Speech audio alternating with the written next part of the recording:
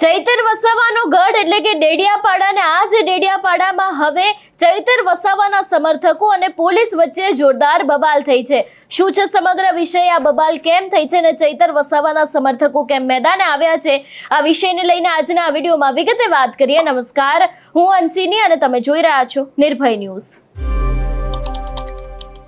ડેડિયાપાડાને લઈને છેલ્લા ઘણા સમયથી આપણે જોતા આવ્યા છે કે ડેડિયાપાડા ચર્ચામાં આવ્યું છે અને હવે ચૈતર વસાવાને જ્યારે ડેડિયાપાડામાં નો એન્ટ્રી છે કારણ કે તેમને શરતી જામીન મળ્યા છે અને હવે આ જ ડેડિયાપાડામાં ચૈતર વસાવાના સમર્થકો દ્વારા એક મોટી બબાલ કરવામાં આવી છે। અત્યારે હાલ લોકમુખે એવું ચર્ચાઈ રહ્યું છે કે ચૈતર વસાવાની સામે એક વાયરલ પોસ્ટ દ્વારા એક વ્યક્તિ દ્વારા આક્ષેપો મૂકવામાં આવ્યા હતા અને આ જ પોસ્ટને કારણે તે ગામના લોકો છે એ લોકો મેદાને આવ્યા છે અને સીધા જ પોલીસ સ્ટેશન પહોંચ્યા હતા અને પોલીસ ની સામે પણ ક્યાંક ને ક્યાંક તે લોકોની બોલાચાલી થઈ છે, બબાલ થઈ છે, એવી ચર્ચાઓ અત્યારે હાલ લોકમુખે થઈ રહી છે। જો કે હવે આ સમગ્ર વિષયને લઈને ખરું સત્ય ત્યારે બહાર આવશે કે જ્યારે ચૈતર વસાવા દ્વારા કંઈક કહેવામાં આવશે। સૌથી પહેલા તો ગામના લોકો અને જે પોલીસ છે બંને વચ્ચે બબાલ થઈ રહી છે એના ઉપર નજર કરીએ। પુરાવા નહીં કહેવાય ને બરોબર, મારે ખબર પડી તમે તપાસ કરી લો। તમે અરજી આપી છે, હું થાણા ઇન્ચાર્જ તરીકે હું તો પીઆઈ પર્સનલ હું જાતે એની તપાસ કરું છું અરજીની, બરાબર। પણ મારે એની લિમિટ, મારી પાસે 150 અરજીઓ છે। હવે દરેક અરજીમાં મારા પાસે આવશે તો આવી રીતે કરશે તો મારે કેવી રીતે કામ કરવાનું? બરાબર, મને મારી તપાસ કરવા દો। તમે મારી તપાસથી અસંતોષ થાય, તમને યોગ્ય લાગે તે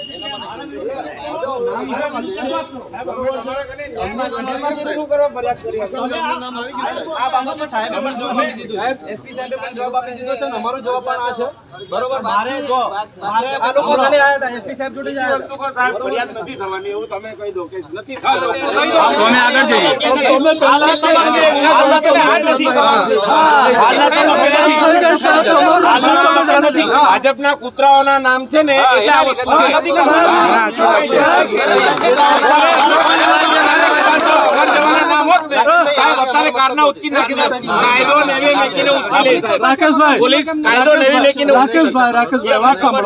વાત સાંભળો, આમાં એવું થયું છે કે તમે કાલે રાહ જોશો ને કે આમાં મળશે, પ્રાઇમા ફેસી સાહેબે ચોખ્ખું કહી દીધું આ ગુનો બનતો જ નથી, તમારું આજ આવશે, તમે એડવાન્સમાં કહી દીધું। સરસ સાહેબ, ધન્યવાદ।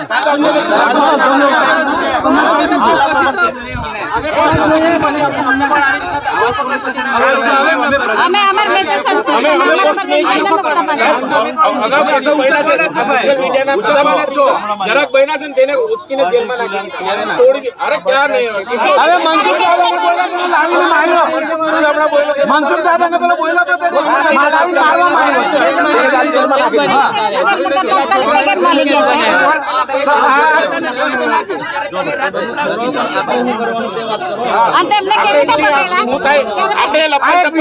લાંછન લગાવવાનું કામ કરી રહ્યો છે આ ભાઈ, જે પોસ્ટ કરે છે એ વિસ્તારને લાંછન લગાવવાનું કામ કરે, એના માટે સાહેબ એના માટે આપના તરફથી કાર્યવાહી થઈ જોઈએ ને, આપના તરફથી સાહેબ કાર્યવાહી થઈ જોઈએ કે પોસ્ટ રાજ વસાવાએ કરી છે તો રાજ વસાવાએ આ ખરાબ પોસ્ટ કેમ કરી છે, એને ડુંખલ ગામનું નામ લઈને પોસ્ટ કરે છે કે ત્યાંની મા દીકરીઓ વિશે બોલે પણ નામ નથી બોલતા, પણ આખા વિસ્તારને બાણમાં લઈને વાત કરે છે, લોકોને દુભાય છે ને લાગણી દુભાવે છે ડુંખલ વિસ્તારની, ડુંખલ વિસ્તાર અમારા ધારાસભ્યનો વિસ્તાર લાગે છે, તો અમે બોલીએ કે ના બોલીએ એના માટે?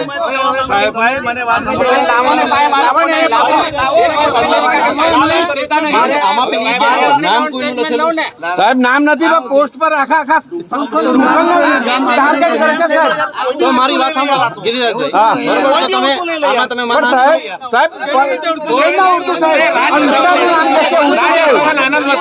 અમે નામ ક્યાં લે આને કીધું, પણ જે વ્યક્તિએ તાકીને કીધું છે કે વિસ્તાર અમારી મતદાર એમાં આવે છે।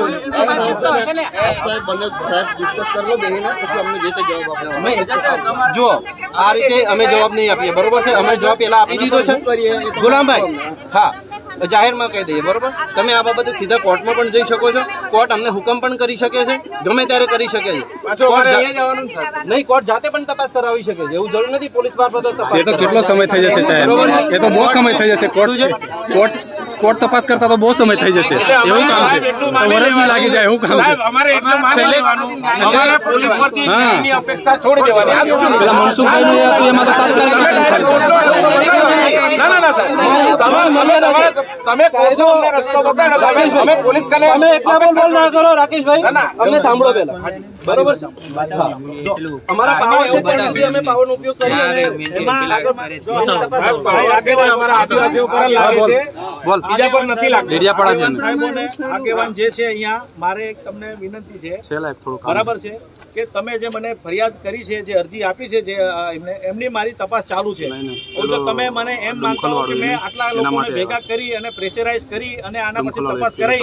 તો એ વાતમાં કોઈ માલ નથી મને જરૂરી પુરાવા મળશે તો એના પર એક્શન લઈશ 110% લઈશ નહીં મળે તો એક્શન નહીં બી લઉં આ મેં જાહેરમાં કહી દઉં કોઈને સારું લગાડવા બી નથી મારે કોઈને સારું નથી લગાડવું મારે નથી આ પક્ષ મારે કોઈ દેવાને મારી પાસે ફરિયાદી આવે છે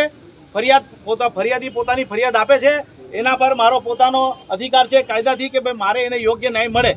પણ એનો મતલબ એવો નથી કે બધા ભેગા થઈને હું પ્રેશરાઇઝ થઈ જાઉં અને એનાથી મારી તપાસને કોઈ અસર થાય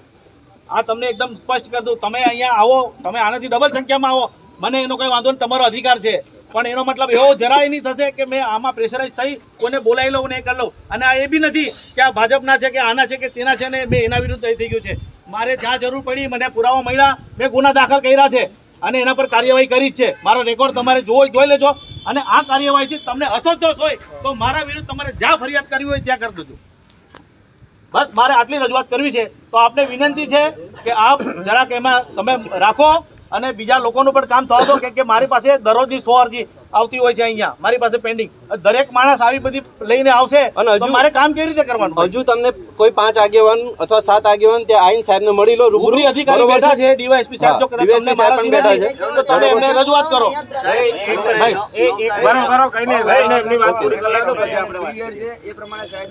ક્યારે આપેલી ક્યારે અમુક ટાઈમ આપીએ કાંઈ વાંધો નહીં 3 દિવસ થયા હજી અરજી તપાસ કરવાનો અમારી પાસે 15 દિવસનો સમય અમને કોર્ટે આપેલો સાહેબ એમને ચોખ્ખું કહી દો આ જો મીડિયા પર છે ને પોસ્ટ મૂકે છે એમને કહી દો વચ્ચે બોલશો જ નહીં થાય કઈ કોઈ 2 કલાકે નહીં બદલે સાંભળી લો જો અમને ખબર છે કોઈ પણ ગામને બદનામ કરવું ને એ યોગ્ય નથી જે કોઈના નામ હશે નામ જોગ કે છે નામ જોગ પોસ્ટ મૂકે ગામને બદનામ કરવાનો કોઈને અધિકાર નથી હા તો એ જ છે ને અમારી માંગ એ જ છે અમે એ જ કરીએ છીએ જો અમારી તપાસ દરમિયાન જો ક્યાંય પણ એવું નીકળશે કે ભાઈ ગામને બદનામ નથી કે આમાં ગામ બદનામ નથી અમે લેખિતમાં આપી દેશું કે ભાઈ આ જે પોસ્ટને મૂકવામાં આવે છે ને એ ખોટી છે ને એના વિરુદ્ધમાં કાયદેસર કાર્યવાહી થશે અને ગામને યોગ્ય ન્યાય મળશે રાજ વસાવાના ફેસબુક પેજ પરથી આ પોસ્ટ વારંવાર થાય છે દિવસમાં 3-4 વાર પોસ્ટો આવે છે બરોબર છે એટલે ગામને બદનામ કરી આટલું બધું સ્પષ્ટ કહું છું કે રાજ વસાવા કરીને છે એના દ્વારા પોસ્ટ થાય છે તો પછી હજુ કેટલાને આપ પણ સોશિયલ મીડિયામાં જોઈ શકો છો અરજીને 14 દિવસનો સમય જોઈએ સાહેબ 14 દિવસ ટાઈમ પૂરો લેવો એવું ફરજિયાત જ છે જેમ બને એમ જલ્દી થશે તો પછી આપ પણ જોઈ શકો છો આપણી પાસે એટલી ટેકનોલોજી છે આપણી પાસે એટલી એ છે તો એને તમે 2 દિવસમાં જોઈ શકો છો જો અમારા કોઈને તો તમે તમારું શું માનવું છે આ વિષયને લઈને અમને કમેન્ટ કરીને ચોક્કસથી જણાવજો તેની સાથે અમારી ચેનલ નિર્ભય ન્યૂઝને લાઇક શેર અને સબસ્ક્રાઇબ કરવાનું ભૂલશો નહીં નમસ્કાર.